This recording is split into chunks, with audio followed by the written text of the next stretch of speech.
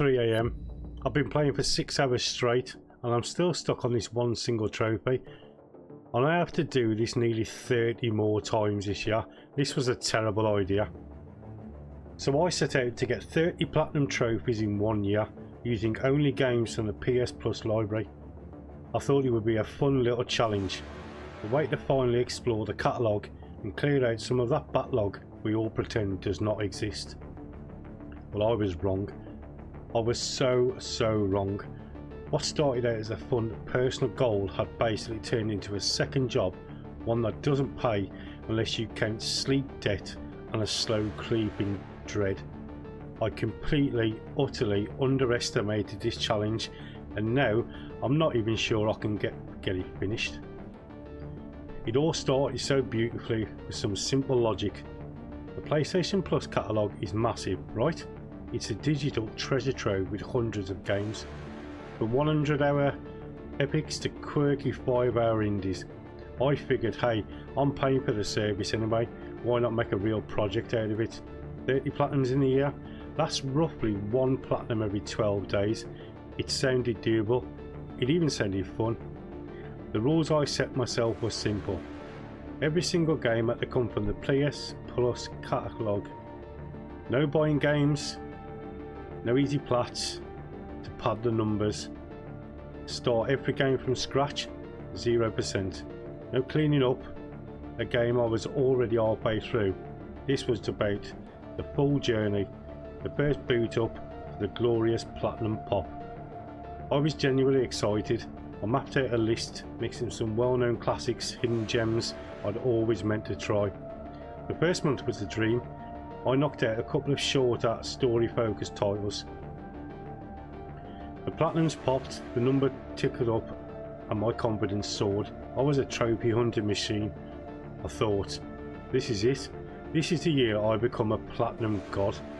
That little dopamine hit from each trophy notification was fueling an engine of pure hubris.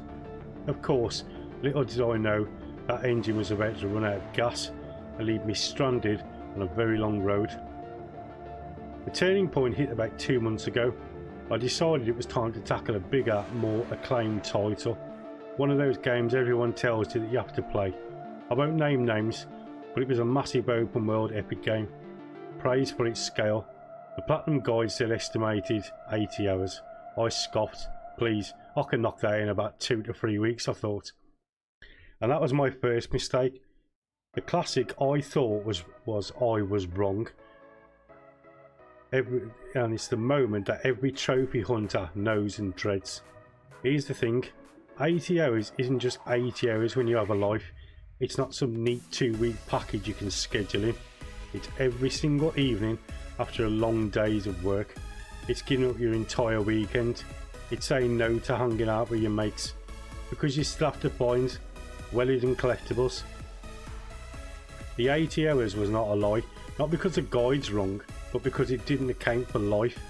It didn't account for the days you're too exhausted to even power on the console, or the nights you burn an hour just trying to beat one tough boss. Suddenly the change wasn't about exploring new worlds, it was about managing a spreadsheet. I literally had a calendar for deadlines for each platinum. I was calculating the hours I needed to play each day. Gaming had gone from my escape from that rat race to a frantic race against the clock. The fun was just draining away, replaced by the cold, hard math of a schedule I couldn't keep. This wasn't a game anymore, it was a time management crisis. So let's talk about the grind. Every gamer knows this term on a spiritual level. It's that repetitive, often mind-numbing task you do over and over for a reward. For trophy hunters, the grind is our bread and butter. But when you're on a deadline, it becomes a nightmare. This challenge threw a brutal truth in my face. Not all platinums are created equally. You've got the pleasant 10-hour story games, and then you have the monsters. The games that demand 150 hours, multiple playthroughs, or have trophies based entirely on RNG. I'm talking about trophies like collect every item, where one single item is a rare drop for an enemy with a 1% spawn rate, or those dreaded online trophies for a game whose servers are completely ghosted. My evenings became a blur of replaying the same missions, hunting for missable items I'd somehow overlooked, and just staring at loading screens. I remember spending an entire Saturday, 8 solid hours, trying to get one trophy in a rhythm game that required hitting 75% of perfect notes on the hardest songs. It was mentally exhausting. The joy of discovery was gone, replaced by a monotonous loop. My gaming backlog wasn't shrinking, it was just being replaced by a grind log of tedious tasks I had to complete. The time commitment was staggering. A 200-hour platinum isn't just a long game, it's a part-time job. You sign up for a month or more, and I had to do this over and over again. This is where things got really tough, trying to balance a demanding gaming challenge with an actual life is difficult. I have a job, a family, I have responsibilities that exist beyond the glow of my TV screen. At first I made compromises. I'd wake up an hour early to squeeze in a bit of a session, staying up till maybe 2-3 AM on work nights, telling myself I'll catch up with sleep on the weekend. But that weekend never came, because weekends were prime platinum hunting times. My social life took a nosedive. Friends would text, "Do you want to hang out?" And my first thought was, that sounds fun, but that's 3 hours I could be using to clear out the collectibles. It's as ridiculous as it sounds. I was becoming that person, one who flakes on plans to stay at home and play video games. But it didn't even feel like a choice. The challenge had its claws in me, and the anxiety of falling behind schedule was constant. The conflict wasn't just external, it was internal. I'd be at a dinner with a family, physically there but mentally running through a trophy checklist. I was there but I wasn't present. The games were always tickling in the back of my mind, a nagging reminder of my arbitrary goal. My real life and my gaming life were at war, and honestly I was losing on both fronts. Every trophy hunter fears it, the burnout. It's when the passion just dies and your favourite hobby starts to feel like a chore. For me, it hit around the halfway mark of the year. I was behind schedule, stressed out and just plain exhausted. I boot up my PlayStation, stare at my game library and feel absolutely nothing. No excitement, no curiosity, just a profound sense of obligation. The act of playing itself started to feel like work. I was following guides step by step, not to enhance the experience, but to optimise it, turning the creative journey into a mindless checklist. Play chapter, find collectibles ABC, make manual saves, complete missable objects. The magic was gone. I wasn't playing games anymore, I was processing them. This is the dark side of trophy hunting. People don't talk much about. It's the self-inflicted pressure that sucks the joy out of one thing you do to relax. I started to resent the games. A beautiful, sprawling world wasn't a place to explore, but a series of map markers to tick off. A compelling story was just a barrier between me and the next trophy. I was on the verge of quitting, not just the challenge, but maybe gaming altogether. The burnout was real, and it was telling me loud and clear that something had to change. My absolute breaking point came while playing a notoriously difficult game. Let's just call it a Souls-like X. It had one trophy that was my personal Everest. Beat the entire game on a hard difficulty without dying, in a single run, a bit like a mine leaving. But that separates the hunters from the gods, but I am no god. I spent a week practicing. I memorised enemy patterns, perfected my routes, and one Friday night I went for it. I had a pot of coffee and a pile of snacks, and a do not disturb sign for the whole house. 3 hours in, I was doing it. I was in the zone, my hands weren't even shaking. I was nearing the final boss, my heart hammering against my ribs. This was it.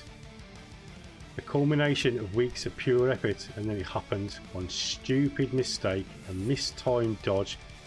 I got clipped by a stray attack and the game over screen flashed in my face. I just sat there, controller limp in my hand, staring blankly. I didn't yell. I didn't throw my controller. I just felt this overwhelming wave of emptiness.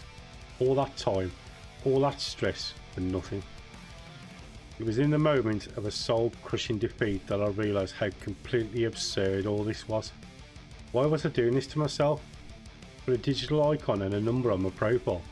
It was 2 AM, I was drained, and I had to be up in 5 hours. Turned off the PlayStation, went to bed. For the first time in months, I didn't set an early alarm to play, I was done. After taking a few days, I completely unplugged from the challenge. I came back with fresh eyes. Quitting felt like failure, but continuing down the same miserable path was just insane. So I decided to change the rules a bit, not to make it easier, but to make it healthier. The goal was no longer 30 platinums, the new goal was to find a gain. I threw out my rigid calendar, stopped seeing 100-hour gains as mandatory rite of passage, and started actively looking for the shorter, unique experience the PS Plus catalogue has to offer. I started learning on community knowledge about fun achievable platinums that weren't just shovelware. But guys, this doesn't mean that I am not still going for the 30 platinums in a year. I am. I just want it to be healthier, and I just want to be happy gaming again, and that's pretty much where I'm at with it. I accepted that I might not hit 30 platinums, and for the first time I was okay with that. The challenge shifted from a numbers game to a personal one. I was actually enjoying the game. If the answer was no, I gave myself permission just to stop, do something else and come back to it. I was liberating. If a game's platinum felt like a soul-crushing grind, I'd just play the story and move on. No guilt, no anxiety, but once again, I'd come back to it at a later date. The pressure I was feeling wasn't from the games, it was from me. By redefining what success meant, I found my way back to the hobby I love. The change isn't over, but my relationship with this has completely changed. It's no longer a sprint to the finish, it's a journey I'm taking at my own pace. And the game that has brought me back to feeling grounded and more happy is Thank Goodness You're Here. An absolute brilliant comical game, and if you haven't played it, I highly recommend it. So where am I now? I'm behind on my schedule. I probably won't hit that magic number of 30, but I will do my utmost best. But you know what, I'm having fun again. I'm discovering incredible games I would have completely ignored in my blind chase for a higher platinum count. I learned that a hobby should add joy to your life, not stress. And sometimes the biggest challenge is knowing when to take a step back and remember why you started it in the first place. And this is something I am working on, and I believe I am nipping it in the bud before it gets to a really serious place. Last year I quit gaming for about 6 months because of this. This year I've maybe stopped gaming on and off for a couple of weeks, but I've still done a little bit of gaming in between. So I'm sort of judging when these burnout stages are coming, and hopefully I'm learning. I underestimate this challenge, but in doing so I learned a lot about myself as a gamer and in person. Now I want to hear from you. Have you ever taken on a gaming challenge that you totally underestimated? What's the hardest, most time consuming platinum you've ever gone for, and was it worth it? Let me know your stories in the comments below. I'd love to read about your own struggles and triumphs on the long winding road of trophy hunting.